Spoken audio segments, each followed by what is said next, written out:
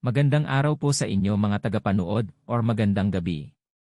Ito po ay isang reaction video lamang mula kay tayo na at mag-subscribe sa kanya. Pa-subscribe na rin po sa channel ko. Tara na at nang masimulan na natin. Mula po sa Parañaque City, nagpadala ng mensahe sa ating programa si Mrs. Megan. Pakinggan po natin ito.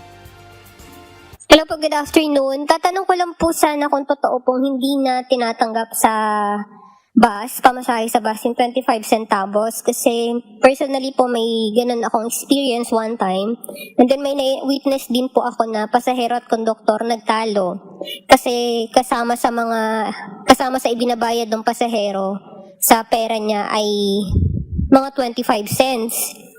Ang sabi pa nga po nung konduktor, aabonuhan na lang niya yung kulang sa pamasahe ng pasahero. Hindi po niya tinanggap yung 25 cents mga 25 cents. Aabonuhan na lang daw niya.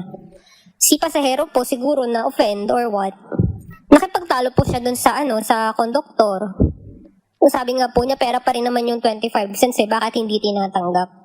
So yun po yung concern ko, yun po yung tanong ko. Sana malinawan niyo po kami kung talaga bang hindi na siya pwedeng ipambayad or ano po bang action ng agency nyo tungkol po sa mga ganong konduktor? Salamat po. Miss Jackie, mayroon pang magkarugtong doon May case pa daw na binabalibag ng konduktor, yung 25. That's very offending. Ayan. Yes. Grabe yun, di ba po? And to Yes, clarify... pera pa rin yun. Correct, tama ka, Miss Jackie. Pera pa rin yun. At saka wala naman. Sinabi ba yung Central Bank?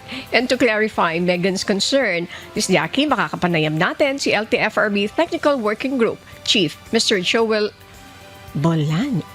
Magandang hapon po sa inyo, Sir Joel. Thank you very much for your time. Natutuwa po kami na nakapiling ka muli namin ngayong hapon sa ngalan ni Kuya Daniel Lozon. I am with Miss Jackie Aquino. Sir Joel? Hi, Sir Joel. Miss Jackie at sa lahat ng taga-subaybay ng inyong programa. Salamat po ulit for inviting us. Narinig niyo ba yung clamor? Narinig niyo ba yung complaint? Oh, Miss Jackie, sige nga, ulitin niyo nga po kay Sir Joel. Yes po. Mr. Joel, ano naman po ang sagot doon nga sa concern ni Megan? Ukol nga sa mga konduktor na hindi tumatanggap ng mga barya like yung mga 25 centavos po.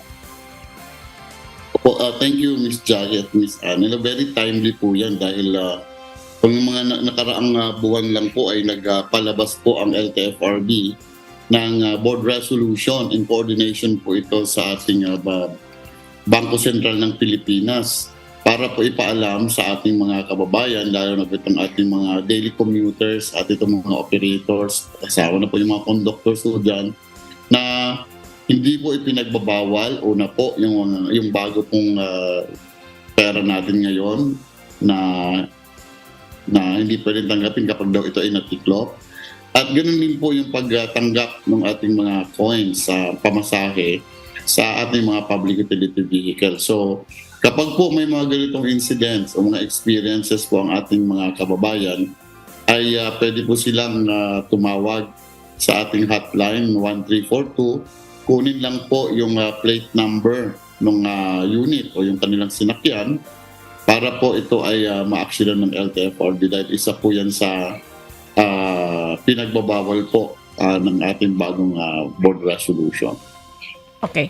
Ms. Jackie, I'm happy as far as the answer of Mr. Joel is concerned. Natutuwa tayo dahil ipinagbabawal po yan, mga kasambahay. Yung natiklop, yung barya, hindi po pwede. Ayan, na hindi tatanggapin. Pwedeng tumawag dito, kukunin niya yung plate number and then itatawag sa 1342 para ma-actionan. Sir Joel, magbigay lang kami ng suggestion kasi di ba po, siyempre yung isang pasahero, halimbawa, ang involved lang ay 3 pesos tapos 25, di ilang 25 yon, 8, 12 25. Kung halimbawa nagtatrabaho po yon, medyo mahihirapan siya ng oras para makatawag pa dito. Mayroon akong isang suggestion. I don't know if this is acceptable to you, Sir Joel. Bakit hindi tayo magpaskil doon sa mga sasakyan. I-warn natin yung mga sasakyan na kung ito ay gagawin ninyo, mayroon kayong corresponding punishment because this is not allowed as far as the law is concerned. I don't know again if that is acceptable to you po para ma-avoid na yung mga awayan. Di ba, Miss Jackie? That's very offending. Binabayaran mo pagkatapos hindi tatanggapin. Kung brusko yung Yes isang po. pasahero, baka undayan siya ng suntok. Yes. Di ba? Away na yon. Di ba po, Sir Joel? Yes po. Actually, tama po kayo, Miss Annie. Doon po sa board resolution, may annex doon. Nakalagay po doon yung isang advisory signed by our chairman about doon po sa pagtanggap ng ating mga banknotes at mga coins. Ano? At nirelease din po natin to sa mga public utility vehicle operator. Pero siguro baka may kulang pa po tayo para ma-inform lahat. Ano? We will take note po yung suggestion. Baka pwedeng sa ibang mode kasi karamihan nito ay sa mga malalaking mode, sa mga buses, ito usually napapaskil. We'll try to coordinate also with the small group, small modes, yung mga jeepney natin, yung mga UV. At baka pwede ito ma-convert din namin into a para sticker, para mas madali po natin i-indicate. Sige po, salamat po Miss Annie for your suggestion. Maraming salamat, Sir Joel. Thank you very much, Miss Jackie. Ayan. Okay Yes. po. Yes, Miss Yes. Jackie. Go ahead, Miss please. Annie, actually, gusto ko rin po yung suggestion nyo, di ba?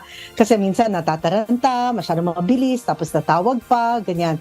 Miss Annie, kapag ito ay nakapaskil na, no, yan, ipapakita, hindi na gagawin ng konduktor at if ever man gagawin pa rin, pwede naman ipakita ng mga pasahero yung signage, no, na may ganun, na hindi na po pwede.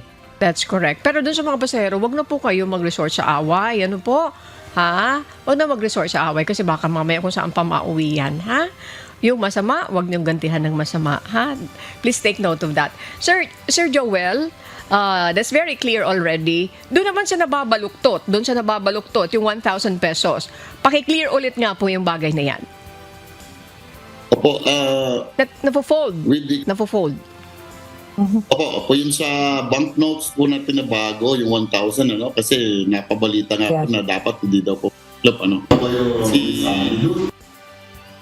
ng Pilipinas na po mismo ang kasakausap po natin at sila mismo ang nag-request sa LTFRB para po maipahatid natin yung tamang paggamit po ng ating banknotes. Pwede po ho tanggapin kahit ito ay matiklop according to the BSP. At hindi po pinagbabawal na gamitin ito kung ito ay nakatiklop.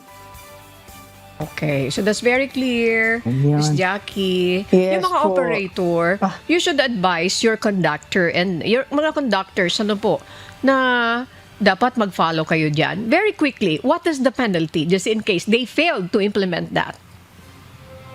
As part of the terms and conditions po ng kanilang mga prangkisa, initially, ang violation po niyan ay sa terms and conditions, 5,000 pesos po yan, Miss Annie. Pag napatunayan na may pag-violate doon sa board resolution na yun, relative po doon sa ating mga banknotes at coins.